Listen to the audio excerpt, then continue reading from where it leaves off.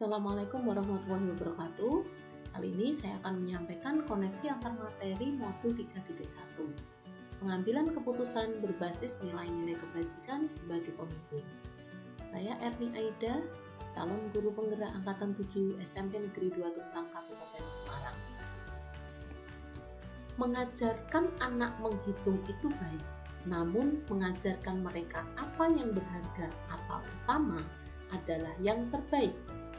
Teaching kids to count is fine, but teaching them what counts is best. Bob Tabet.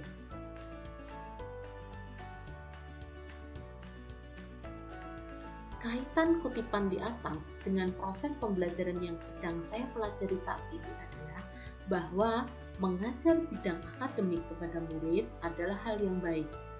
Namun, lebih baik lagi jika mengajarkan hal-hal yang berkaitan dengan bidang akademik diimbangi dengan memberikan makna atau penekanan untuk meningkatkan karakter murid.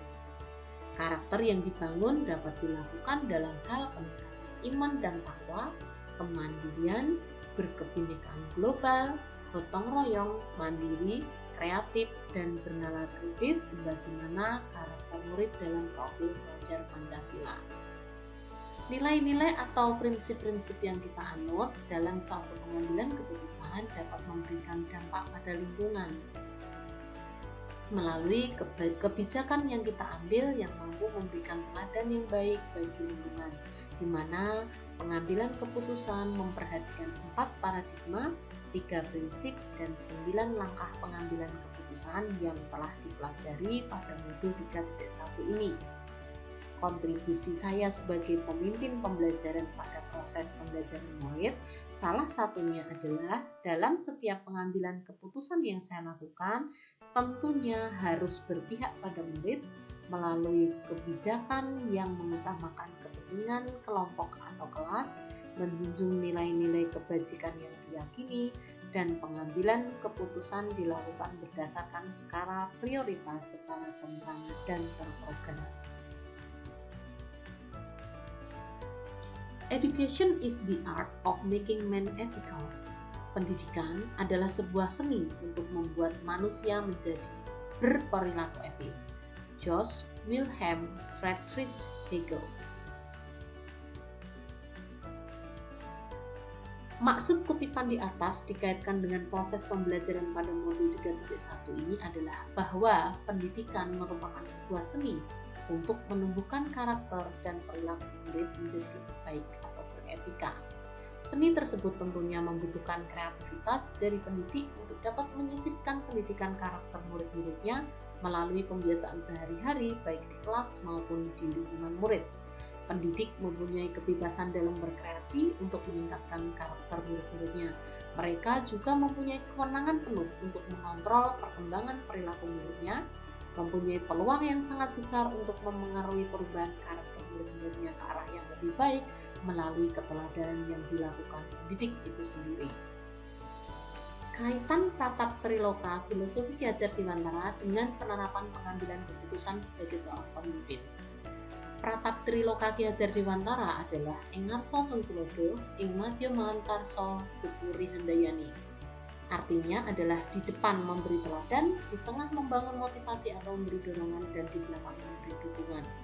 Seorang guru sebagai pendidik dalam pengambilan keputusan hendaknya menerapkan triloka pendidikan tersebut, di mana keputusan-keputusan yang diambil harus berpihak pada murid, bisa memberikan teladan yang baik sebagai seorang pendidik yang mengutamakan nilai-nilai kebajikan.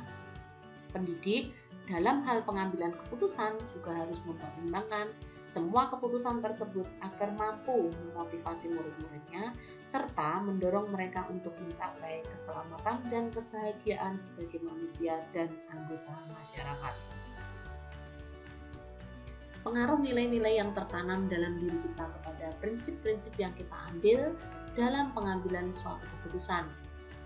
Dalam pengambilan keputusan, tentunya kita akan mempertimbangkan banyak hal, mulai dari kebermanfaatan dari keputusan yang kita ambil, konsekuensi apa yang muncul, siapa yang terlibat, kapan waktunya, strategi apa yang akan digunakan dalam pengambilan keputusan, dan lain sebagainya. Dalam Pertimbangan yang kita lakukan ini sangat dipengaruhi oleh nilai-nilai yang tertanam pada diri kita. Nilai kebajikan yang sudah melekat pada diri seseorang akan menjadi pegangan atau prinsip dasar yang selalu kita pegang teguh dalam setiap keputusan dan langkah yang akan diambil, khususnya dalam mengatasi masalah atau kasus-kasus dilema etika. Kaitan materi pengambilan keputusan dengan kegiatan coaching atau bimbingan yang diberikan pendamping atau fasilitator dalam perjalanan proses pembelajaran kita, terutama dalam pengujian pengambilan keputusan yang telah kita ambil. Materi coaching sangat bermanfaat dalam pengambilan keputusan sebagai pemimpin.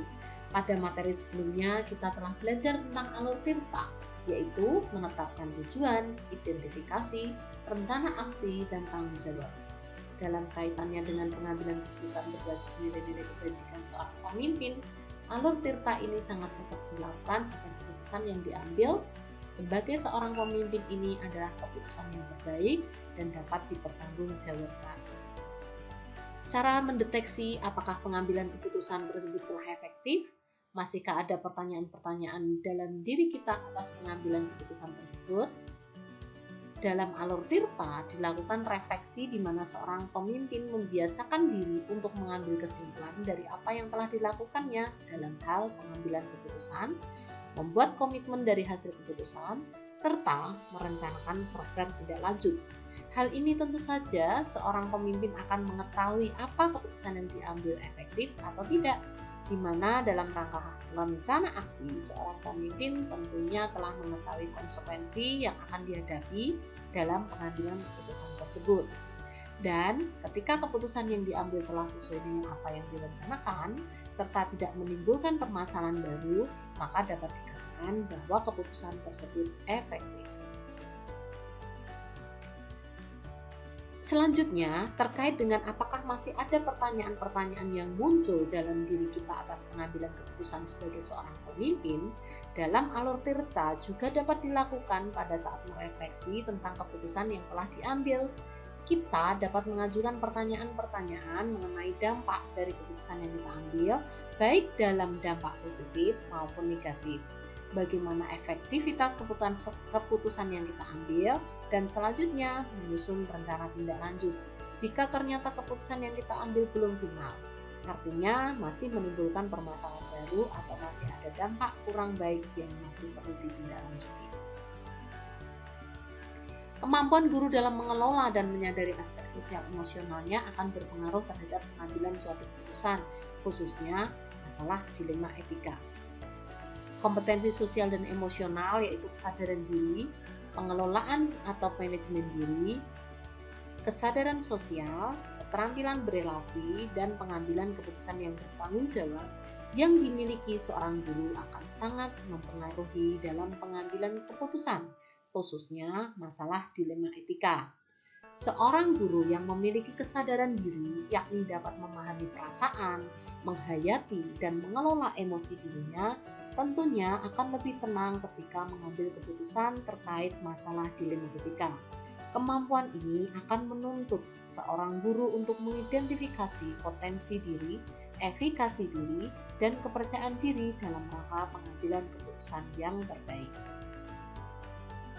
Selanjutnya, kompetensi manajemen diri yang baik, di mana seorang guru mampu mengelola emosi, pikiran, dan perilakunya secara efektif dalam berbagai situasi, akan mempermudah dalam menyusun strategi-strategi pengambilan keputusan, menyusun rencana, dan mengorganisir segala sesuatu terkait dengan keputusan yang akan diambil. Selain itu, kompetensi manajemen diri yang baik akan membawa seorang guru untuk tetap gigih dalam menghadapi hambatan. Yang ketiga adalah kompetensi kesadaran sosial, merupakan kemampuan untuk memahami sudut pandang dan berempati kepada orang lain. Hal ini tentunya menjadi modal utama yang sangat penting untuk dapat membuat keputusan yang berpihak pada kelompok besar atau komunitas, bukan sekedar kepentingan pribadi atau kelompok kecil. Kesadaran sosial yang dimiliki guru juga memungkinkan dirinya untuk mempertimbangkan segala masukan dari pihak lain yang dapat dilakukan dengan melibatkan pihak lain dalam proses pengambilan keputusan. Seseorang yang mempunyai kesadaran sosial akan lebih mampu mengenal dan menghargai persamaan dan perbedaan, serta mampu memanfaatkan segala sumber daya yang ada dari komunitas secara efektif. Selanjutnya, kompetensi keterampilan berelasi sangat penting bagi seorang pemimpin dalam pengambilan keputusan, khususnya masalah dilema etika. Ketika seorang pemimpin mengambil keputusan, maka dirinya harus mampu membangun dan mempertahankan hubungan-hubungan yang sehat dan suportif. Kemampuan melawan tekanan sosial yang negatif tentunya juga harus dimiliki agar ketika mengambil keputusan lebih mengedepankan penalaran dan pemikiran yang jernih, tidak semata-mata larut dalam perasaan atau persepsi pribadi. Kemampuan mengelola kerjasama tim, pemecahan masalah secara kolaboratif, kemampuan mencegah dan mengelola konflik juga sangat penting ketika seorang pemimpin mengambil keputusan, khususnya masalah dilema etika, agar didapatkan keputusan terbaik. Dan yang terakhir, kompetensi yang kelima adalah pengambilan keputusan yang bertanggung jawab, yang tentunya sangat berpengaruh dalam pengambilan keputusan, khususnya masalah dilema etika. Keputusan yang diambil seorang pemimpin haruslah berdasarkan pilihan-pilihan yang terbangun dari rasa kepedulian, mempertimbangkan standar etika, mengevaluasi manfaat dan konsekuensi, dan yang terpenting adalah segala keputusan harusnya mengarah pada terwujudnya well-being atau kesejahteraan psikologis semua pihak. Keputusan yang diambil haruslah keputusan terbaik dan masuk akal atau beralasan, serta dapat dipertanggungjawabkan. Pembahasan studi kasus yang fokus pada masalah moral atau etika kembali pada nilai-nilai yang dianut seorang pendidik dapat dilakukan melalui hal-hal berikut. Seorang pendidik dalam pengambilan keputusan dilakukan dengan langkah awal adalah menganalisis informasi, data, dan fakta. Kemudian menentukan tujuan yang akan dicapai, menyusun rencana aksi yang akan dilakukan dalam pengambilan keputusan, memprediksi konsekuensi yang mungkin timbul dari keputusan yang diambil, menentukan siapa yang terlibat dan kapan dilaksanakan. Selanjutnya dilakukan skala prioritas terhadap langkah-langkah yang akan diambil dalam pengambilan keputusan. Merefleksi apakah keputusan yang diambil efektif atau tidak. Pengambilan keputusan yang tepat tentunya berdampak pada terciptanya lingkungan yang positif, kondusif, aman, dan nyaman. Keputusan yang tepat atau dapat disebut sebagai keputusan yang efektif jika keputusan tersebut tidak menimbulkan permasalahan baru. Tentu saja keputusan semacam ini akan dapat diterima oleh semua pihak dengan memaksimalkan konsekuensi positif dan meminimalkan konsekuensi negatif. Dengan demikian, keputusan ini akan diterima secara umum sehingga berdampak pada terciptanya lingkungan yang positif, kondusif, aman, dan nyaman. Artinya, keputusan yang diambil telah memberikan kontribusi terhadap terwujudnya well-being di sekolah. Tantangan-tantangan untuk dapat menjalankan pengambilan keputusan terhadap kasus-kasus dilema etika ini diantaranya adalah sebagai berikut. Yang pertama adalah membiasakan diri untuk melakukan 9 langkah pengambilan keputusan agar keputusan yang diambil merupakan keputusan yang terbaik. Meningkatkan kompetensi sosial dan emosional diri saya dalam rangka meningkatkan kemampuan dalam pengambilan keputusan khususnya yang berkaitan dengan dilema etika. Kaitannya dengan perubahan paradigma di lingkungan saya adalah bahwa pengambilan keputusan yang dilakukan kepala sekolah sebagai seorang pemimpin telah menerapkan 4 paradigma pengambilan keputusan sesuai dengan kasus yang muncul.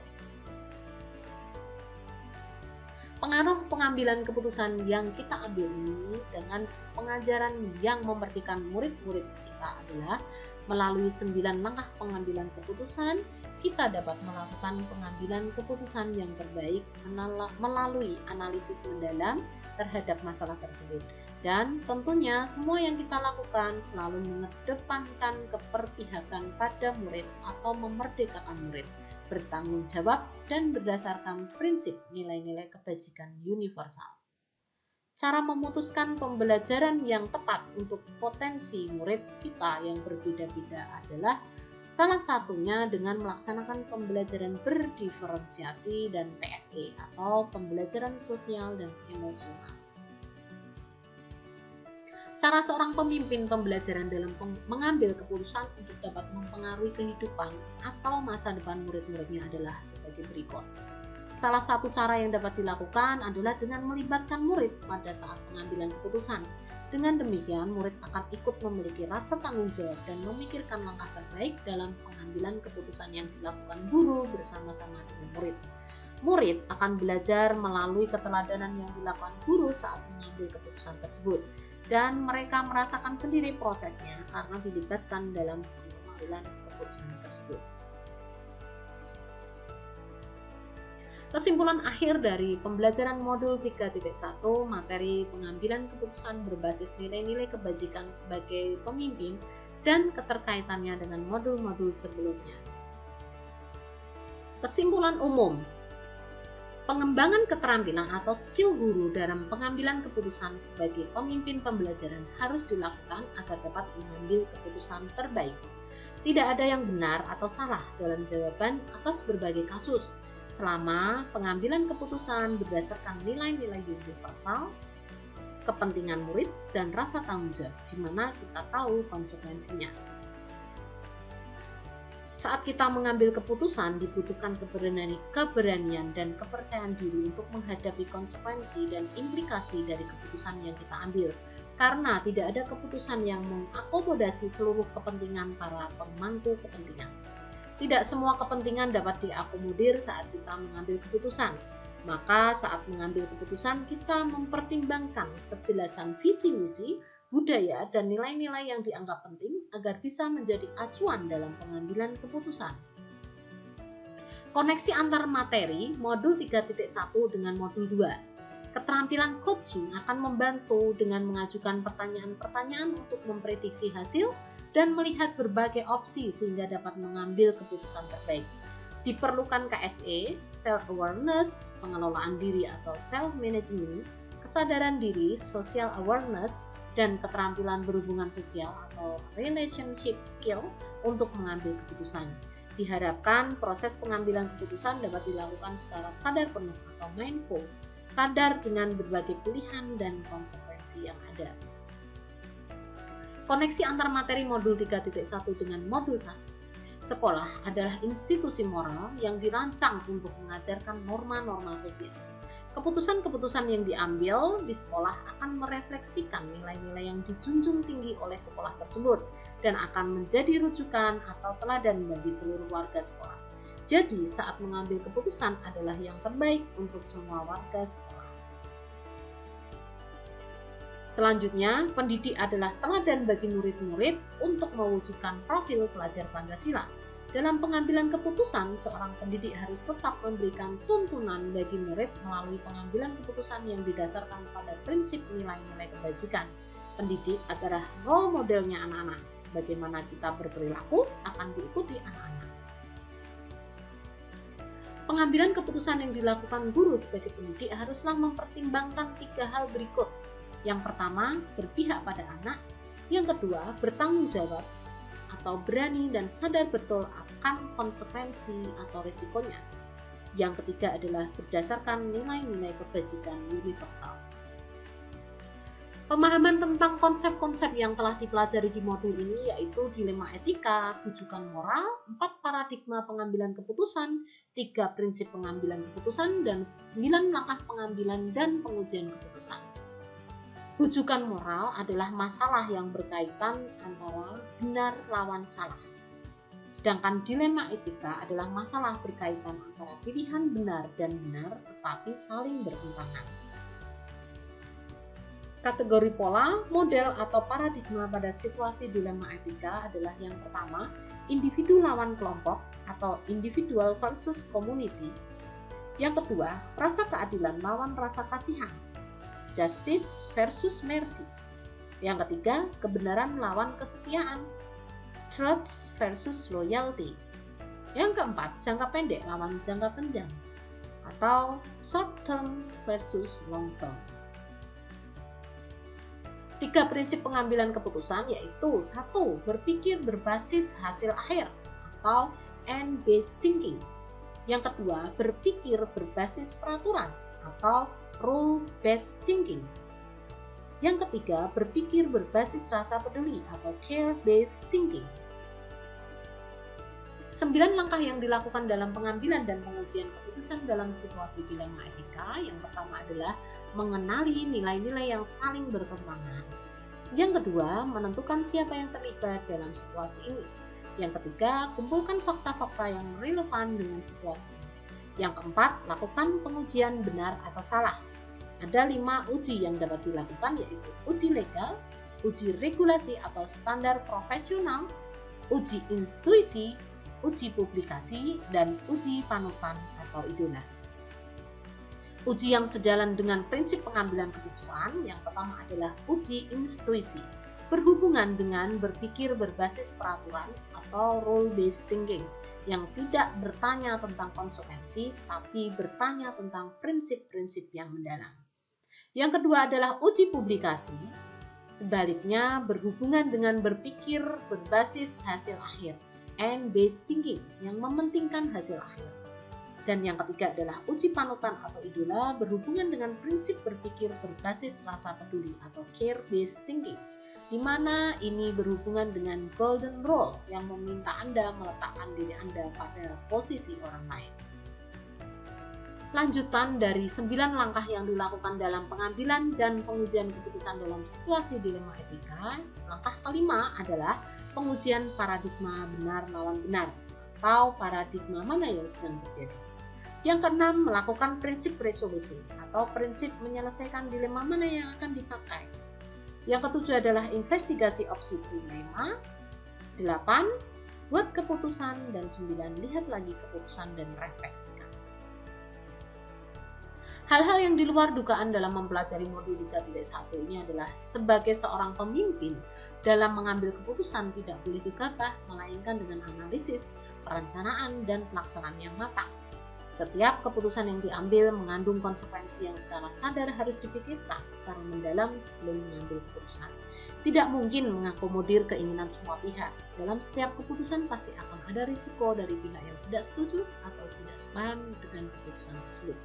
Pengambilan keputusan, khususnya pada kasus dilema etika, merupakan skill atau keterampilan yang akan semakin tajam berdasarkan pengalaman yang dilalui oleh seorang pemimpin.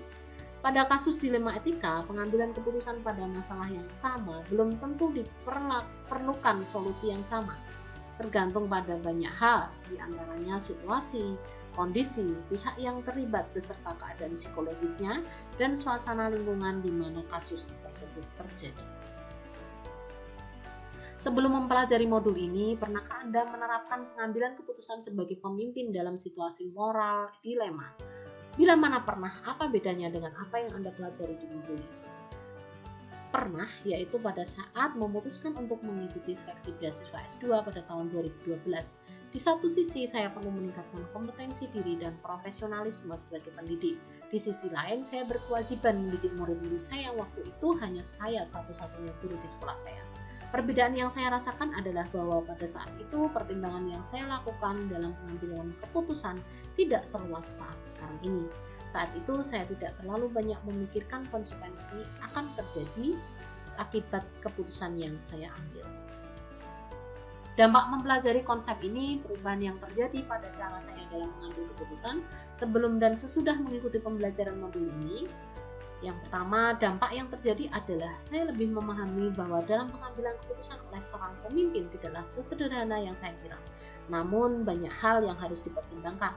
Saat ini saya memahami tentang 4 paradigma, 3 prinsip, dan 9 langkah pengambilan dan pengujian keputusan berbasis nilai-nilai kebajikan seorang pemimpin.